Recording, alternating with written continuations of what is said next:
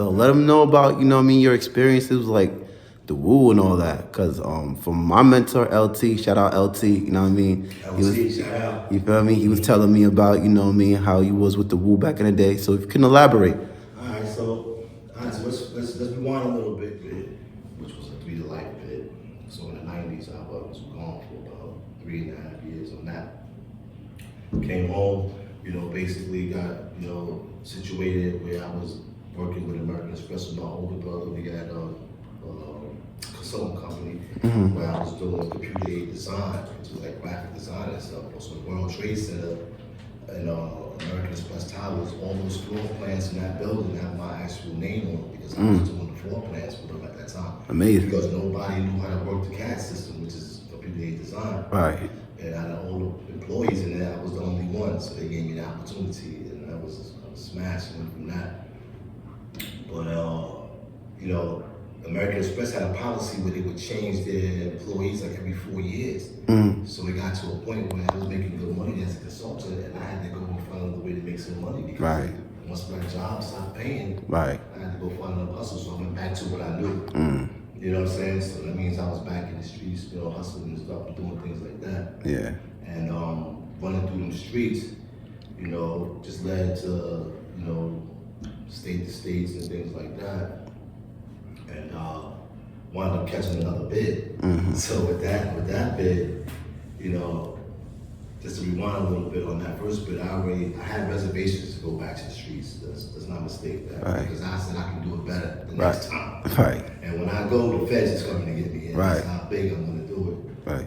And that's what I did. So when the feds came, they was locking up all my workers. And the workers was, they was turncoats, they was like flipping the script. Doing what they had to do. Yeah, because, everybody could do that. And, it put me in a line of fire for the feds to come get me. Well, so I kind of knew it. So when the feds came and got me, they sentenced me to 210 months for conspiracy. I didn't get caught with any drugs, so I didn't kill nobody and stuff like that. That's just the way the drug game works. Laws was working, the drug game. So they locked me up for that, put me away for 17 and a half. So I came home in like 2016. And I've been off to the races ever since on that. Man, God bless to that, man. God bless to that. And I'm happy you here to tell us your story for real, you feel me? Happy you here to give us and bless us with all that, you feel me? Alright, so let's rewind a little bit because, coming from Brooklyn to Staten Island, that's where I learned, who was who on the streets. And so I learned that in Staten Island, West versus Brooklyn. So one day I'm on Pulaski, Marcy and Tompkins, where we lived at. And I come out the house one day, me and my little brother, so we walking down the block. And it's funny because I'm coming up down the block and I see my boy Daryl. And his little brother. So I'm like, Daryl, I said, what you doing out here? I said, what you doing out here? Because we know each other from Staten Island. We didn't know each other from Brooklyn. He said, my farm lives over here. I said, I live over here. So fast forward that, it was Cappadonna. Today, as known as Cappadonna, And it was funny. So that's how far back we go. You know what I'm saying? Because when I was on Staten Island, me and him used to be in the back of the buildings. We used to go into the stores. We had shopping bags. We used to go shoplifting. He would go in there and just get everything from the block. Just bless the block, because that's how dude he is. So he would go out there. We and him would go in there. We go steal from the stores, whatever. Get candy bars, come to the girls. We hang out. Me and him used to be in the back of the buildings. Just, being teenagers and young kids. And, years started going by. So when I got locked up on the bed, and when I came home, that's when I started working with American Express. But I lived down the block on Staten Island, and Matt at the time was living up the block. Crazy. Matt, man, was living up the block. Crazy. Right? So I'm just coming home from prison or whatever, so I'm going to the barbershops. I stop at the house and I see Matt and you guys. He's like, yo, we're about to come with this rap group. This is now. I was like, okay, that's what I'm talking about. They used to be in there going blood though. I mean, you guys was going crazy. They was rhyming like, but that was around the era that we was out there selling drugs, so everybody was on the drug game, so everybody was thinking just drugs. That was the only thing we knew. So we would be out there. So I would run to Park Hill, I would go see Meth. That's what Meth used to be in Park Hill a lot, and you go. That's where they from. And I would go out there and see them because the area that I'm speaking about, that I used to go up the block and see them, was called New Brighton. It's called New Brighton. So he lived out there for a couple of years, whatever. And you know, they was out there in Park Hill. They was doing their vows. We'd be on the block. Everybody would be coming together doing their darts and shit like that. You know, at this time, Cap was actually a security guard, I believe, in one of the 1-6 school building. Right. And the 1-6. Ooh. yeah, that's one guy that was major. Yeah. Then that building was major, like crazy. Yeah. And all of us, and it's so crazy because like I can name everybody from the Clan that was out there and those that wasn't out there from the Clan. But that's where I know everybody from. Everybody that was rhyming to this day. Right. That's where we used to be at. And we all didn't have no visions of today. Right. We was just out there doing what we did. And I used to see, you know, you be on the block, Meth be on the block, Cap on the block. You know, Ghostin was in the next town over, not next town, but the next project over, which is Stapleton. You know, RZA lived in between the two. You know, and I had a good friend of mine that I used to write graffiti with. And you know, we used to do trains from top to bottoms, just go around tearing shit up. Yeah. So I used to come to Staten Island just to write your shit. Yeah. I come out there, come to his house or whatever, and we go bombing. And his name is Lask. He's one of the famous graffiti artists today. And it's crazy because he did the Bad Boy logo. That's insane. Yeah, you see the Bad Boy little kid logo? Yeah. So that's isn't that Berg's father? Who? What's his name? ASAP Ferg? ASAP? Is it ASAP Ferg's father? If anybody would say that they did that logo, they jacked that from my boy. My boy did that. I got pictures to prove it. Yeah. So, and we used to go to rewriting each other. So he was actually the first Wu Tang manager.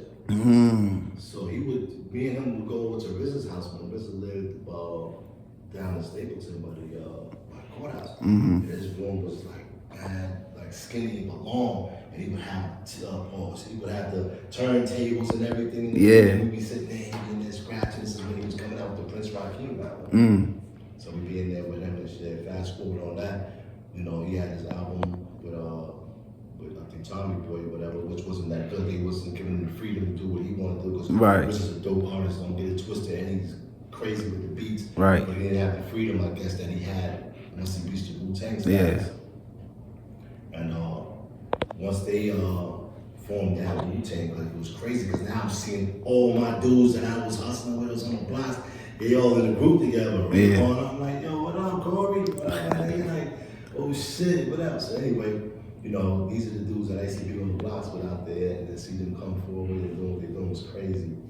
And like, you know, when I remember the first time I heard Method Man's Bring the Pain on the radio, this time I was really hustling at Lexuses and Benz. Right. But, you know, I used to go and pick them up in the whips and shit like that. And Meth dropped Bring the Pain, so I'm in Jersey, I'm with my little brothers and shit, we driving around. And Bring the Pain came on the radio. I was like, oh shit. Yeah. Yo, that's that shit. So we got the Method Man joint drop and shit like that. So I definitely go see him. What up? He's like, yo. I said, yo, bro, I just heard this shit on the radio. This shit is crazy. He was like, yeah, we about to do it. He said, yo, we about to go to Fat Farm. Because Russell Simmons was running Def Jam and Fat Farm was the store. Right. So he's like, yo, let's go to Fat Farm. We're gonna get some clothes and shit. We're gonna get some shit. So we drive up there. He had a 4Runner. Brand new. And he didn't really know how to drive it, so I was driving. Running around. And I drive this 4Runner, me, him, and my man Carl Fist. God bless. Right hand man, Carl Fist. And we get up there and shit, we go there, it's like about like maybe 9, 10 o'clock at night, we in front of the Fat Farm store, we go inside. Russell wasn't there, but he said, yo, just get what y'all want. I come out, got a soft leathers, we gonna get all kind of Fat Farm tree. It's crazy. So we went at that shit, you know, we just took off. But Meth was like the one to take off first with the Clan. Right. So when he took off, it was just spearheaded everybody else that was part of the group to get their deals. You know, we would go out with Meth to do the shows, me and my brother. And one time we was out in Jersey and he was on stage, he had this big ass Cuban link on. Nice, John. Insane. So me and my bro, and he jumps in the crowd. We look at each other like, yo. And it's back down. So I'm saying, yo. And he jumps back in front of the crowd, in front of the stage, and he pulls his hand out. So I grab him, like, yo, come on. So I bring him back on the stage. But as I'm pulling him, he's like, yo, they snatched my chain and pulled me in the crowd with him. So as I'm going in the crowd, my bro was behind me. Yo, bro, we was in this fucking skating ring going crazy. Yeah. But it was just us. Yeah. Probably about like 6, 7 of us, and then about like the rest of the crowd. There was no way we was gonna find a chain. Right. So the security guys, they pushed us into like a room, just like a little like a slop stick. Like, Yeah. chill here, man. Just what's happening going on out there. Yeah. You can't have y'all out there acting crazy and shit. But yeah. That was one of the wild times and shit in the beginning. Yeah. You know, this is before I caught my federal bid and shit like that. But Yeah. like after my state.